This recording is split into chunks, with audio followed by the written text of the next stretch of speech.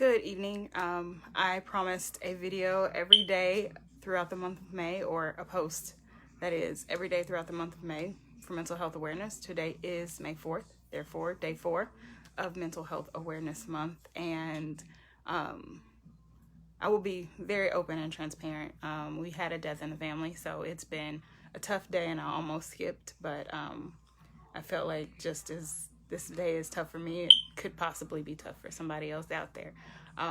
So we've talked about the importance of getting a diagnosis. We've also spoken about finding a doctor and just some tips and important things to keep in mind when finding a therapist or a doctor to get a diagnosis or for your regular therapy. Today, I actually want to talk about having someone in your corner.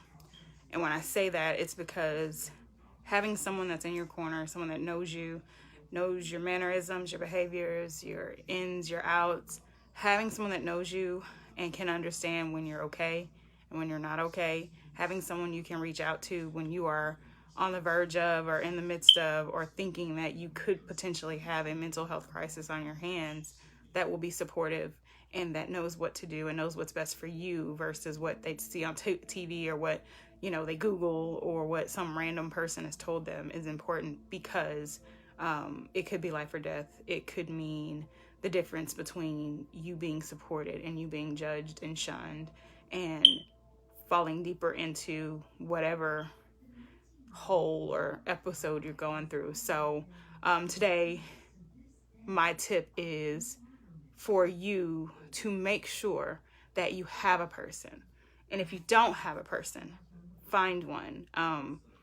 Reach out to your local charities, your local mental health foundations. Some great national ones are National Alliance for Mental Illness, NAMI. There's one here in Houston, NAMI Greater Houston. You can look that up.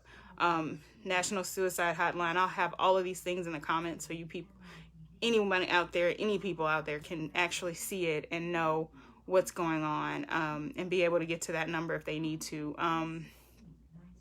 Here in Houston, there's the Harris Center for Mental Health. They actually have a good hotline, and you can reach out for someone else and give them their information, and they'll reach out to that person for you. They won't tell you who. They'll just say a friend. It keeps it anonymous. So I think that we have to be very mindful of the fact that oftentimes people are going through crisis that we don't even know.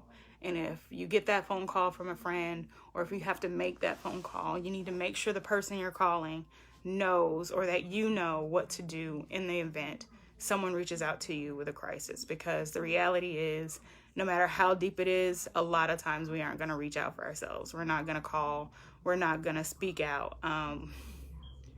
Tomorrow I'll talk about the importance of being able to find that voice when you need to. But today, I just want people to understand that it's important that you have a person or something or some way to reach out when you're in crisis. I'll put a lot of information in the comments from our conference the other day, as well as just things I've come across. So I want everyone to stay safe. I want everyone to be blessed and stay prayerful and work very hard at figuring out what your plan is in the event something does occur.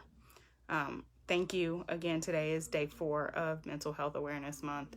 I will see you guys again tomorrow, and keep my family in your prayers.